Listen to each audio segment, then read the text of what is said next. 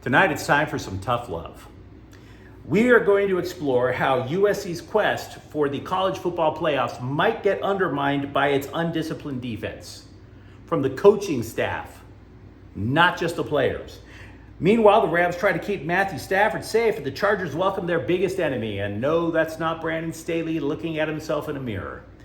I'm James of Faithful Angelino Sports. This is the Friday 29th edition of Friday Night Chalk Talk, where we're going to break down the keys and goals for each of LA's football teams during the regular season and playoffs. If you enjoy talking about the Rams, Chargers, SC, or UCLA, don't forget to subscribe to the channel. We're talking about those teams virtually every single day. Of the 4 teams, UCLA has the week off. And tonight I want to spend the majority of the time talking about something that's been driving me absolutely nuts for more than a year. How defensive coordinator Alex Grinch's lack of discipline could cost the 8th-ranked Trojans a spot in college football's playoffs. The first thing you should know about this upcoming game against Colorado is I don't gamble. If that's your kink, whatever. I say that because while I believe USC will win, I do not believe for a moment that they're going to cover the 21-point spread. That would be due to what we're about to talk about. I believe USC will win. That's the important thing for me because Colorado does not play any defense. Despite the fact that USC has major problems on defense, Colorado pretty much doesn't even try. In 3 games, they gave up close to 500 yards of offense to the opponent. In another, the opponent did pass 500 yards. Moreover, I don't even think their linebackers like tackling. 2 of the opponents that Colorado has faced so far have rushed for more than 200 yards. And now you're going to tell me that these guys are going to find a way to stop Caleb Williams and Marshawn Lloyd? No, I don't think so. But make no mistake, the Trojans are extremely vulnerable now on defense, just like they were last year. Now, they keep talking the happiest of happy talks. Oh, we're only averaging 20 points per game allowed. We are solving our problems. Yeah, that's what we heard last year. Oh, we're sacking the quarterback all the time. That's what we heard last year. But they're giving up 20 points a game to San Jose State, Stanford, Nevada, and they gave up 28 to Arizona State.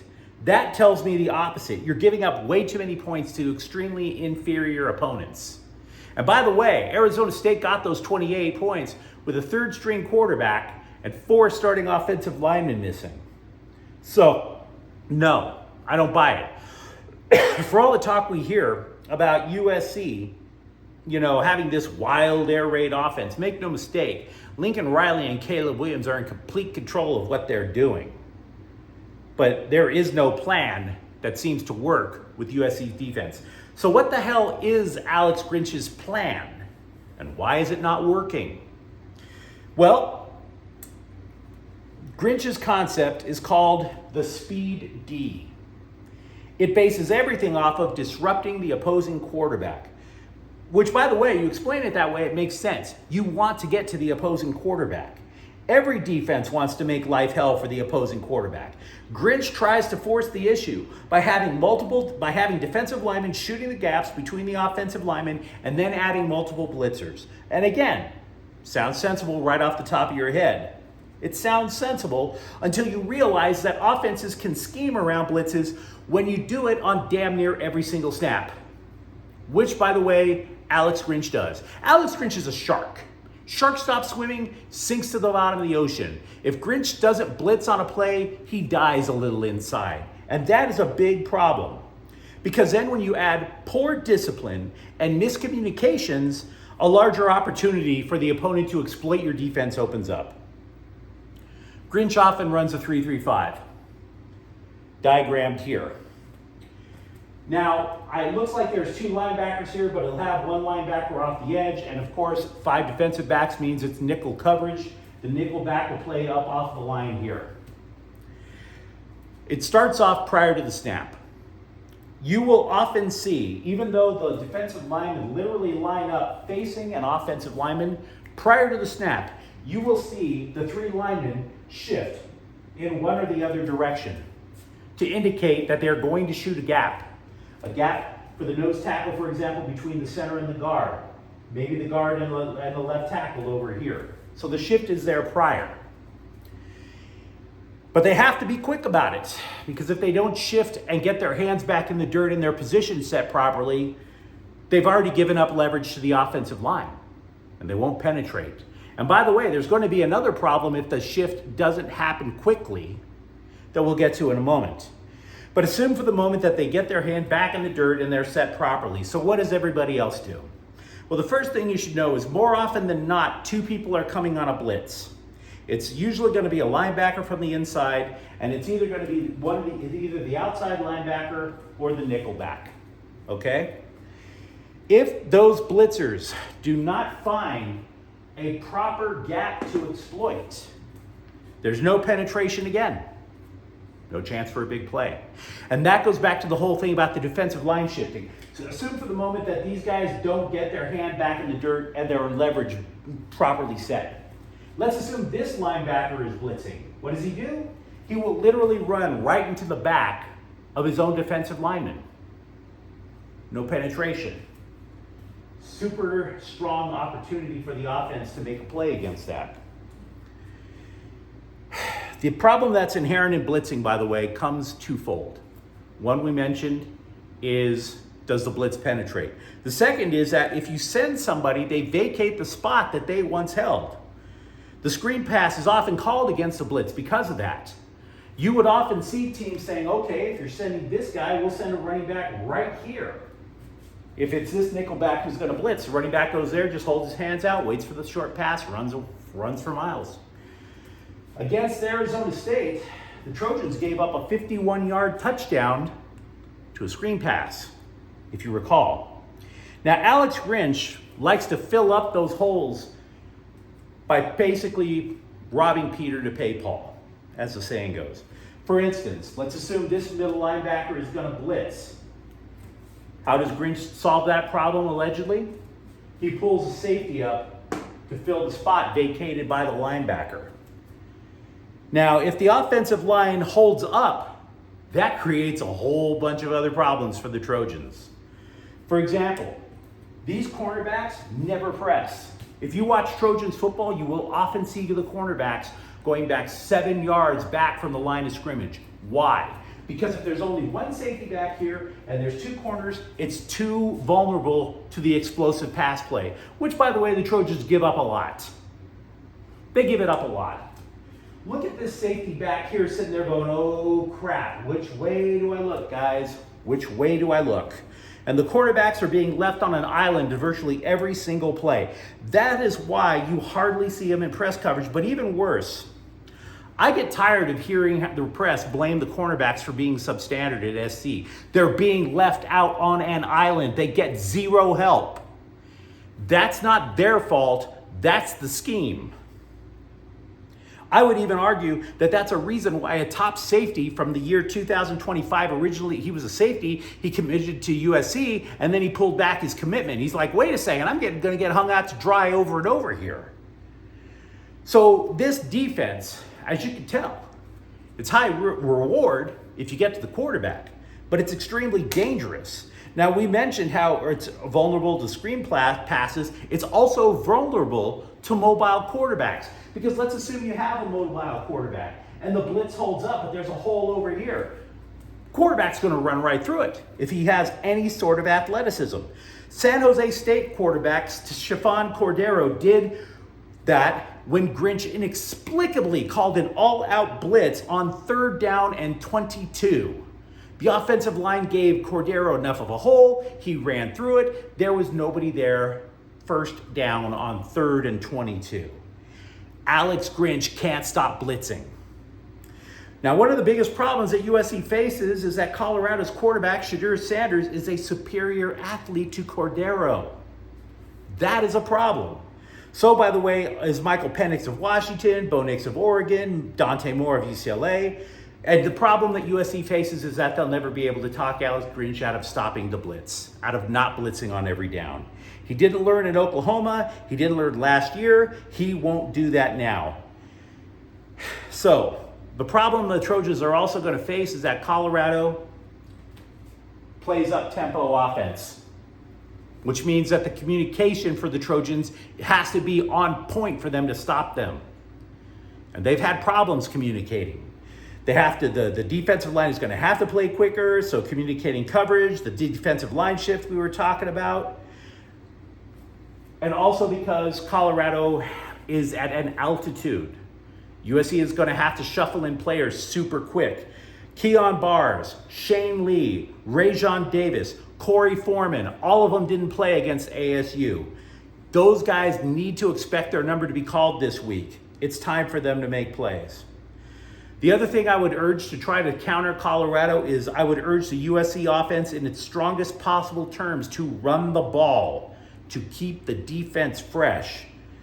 I mentioned earlier two of Colorado's opponents that rushed for more than 200 yards against the Buffaloes. Get a 2-score lead and kill the clock with Marshawn Lloyd. Don't put this game into Alex Grinch's hands, or else you could be in trouble. Let's switch to the Rams. You've heard the cliche points will be at a premium. I believe that to be true. Sunday in Indianapolis, the Colts have kept their last two opponents to less than 3 touchdowns. The Rams have also held 2 of their opponents to less than 20 points. This is going to be about Matthew Stafford and whether or not he can have a bounce-back game. I believe the Rams have more offensive skill. The Colts starting quarterback, Anthony Richardson, is a rookie. He was in concussion protocol, but he's been practicing, so he's likely going to play. But he is a rookie. And Jonathan Taylor is on the physically unable to perform list. So I kind of think the Colts' 2-1 record is a little fraudulent. One win came in overtime, another came against the woeful Houston Texans. What the Rams have to worry about, though, is Indianapolis has a pretty damn good defensive line, particularly in the middle with Grover Stewart and DeForest Buckner. Linebacker Shaquille Leonard is a tackling machine, but the secondary is very substandard, and that is going to be key. The Colts defensive backs allowed Lamar Jackson, who is not exactly known for accuracy, to complete the first 10 passes he threw. So let's talk about the Colts defense for just a moment. The Colts run a cover 3. It's a staple of former Chargers defensive coordinator Gus Bradley, who now works over at Indy. The cover 3 involves rushing 4 players. That means they rarely blitz, which will be a relief to the Rams' offensive line after what happened in Cincinnati. And that lets the other 7 players drop into coverage. Basically, it makes it look like the quarterback is throwing it into a forest. Now, the cover 3, though, which takes 3 defensive backs, splits downfield into thirds and has each one of them cover a zone, actually plays into the Rams' hands. Cover 3 is a bend and don't break philosophy.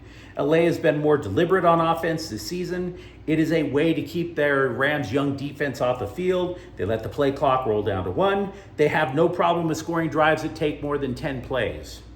If you are patient, and Sean McVay has been patient this year, there are multiple ways to beat a cover 3. Now, the most common way, honestly, involves taking 4 receivers and sending them deep. Asking these 3 guys to cover 4 people, which is mathematically impossible. The problem is the Rams can't trust their offensive line to hold up that long. But if the Rams run underneath routes, the Colts will be asking their linebackers to cover quick, young, capable receivers such as Tutu Atwell and Puka Nacua. Notice this particular play that I drew up. The Rams send 3 receivers deep. Now, this play could either go to the slot receiver, but it depends on which hole gets opened up in the defense, because what the Rams are doing with these routes is they're trying to create mismatches, create seams. Say this receiver here is Tutu Atwell, and he goes deep. Well, the cornerback would probably say, oh, bleep, I don't want to get beat, and join the safety in double coverage. That's going to open up a spot for Puka Nacua right here. On the other hand, if you also send Tyler Higbee deep, and that safety has to cover, and by the way, this linebacker has to ask a question. If you send Tyler Higbee deep, do I cover the tight end? If the tight end does get covered, then Nacua could just simply cross over the middle and catch the pass. The cover 3 is a zone. If you flood the area of the zone with two receivers, the defender has to make a choice who to cover. This is why they call it creating a seam. This is how Matthew Stafford has made Puka Nacua a household name in the first 2 weeks of the year. By the way, it also wouldn't surprise me to see the Rams use slide RPO. Now, in that one, Nacua actually lines up a little closer to Atwell. Then he comes in motion to about here and immediately blocks in the defensive end. Meanwhile, you got the running back or the opposing wide receiver sliding out here. Tutu Atwell took his corner, his safety. Nakua's blocking the defensive end. Running back open right over there. Now, I believe Stafford is going to rally after getting blasted in Cincinnati. Part of this might be hopium. I know playing back-to-back road games is a problem in the NFL, but Indianapolis does not have stability at quarterback. The running back is out. The offensive line is suspect. I think the Rams defense can keep them down. And I think their defensive secondary is vulnerable enough to where the Rams can put up 3 or more touchdowns. The Chargers benefit, meanwhile, by playing teams that are a hot mess back-to-back weeks. Now, with this weekend's matchup against the Raiders, I don't trust either coach. I don't trust either defense. I don't trust either running game. The only thing in this game that I would have any faith in is Justin Herbert. And that is why I think the Chargers are going to win.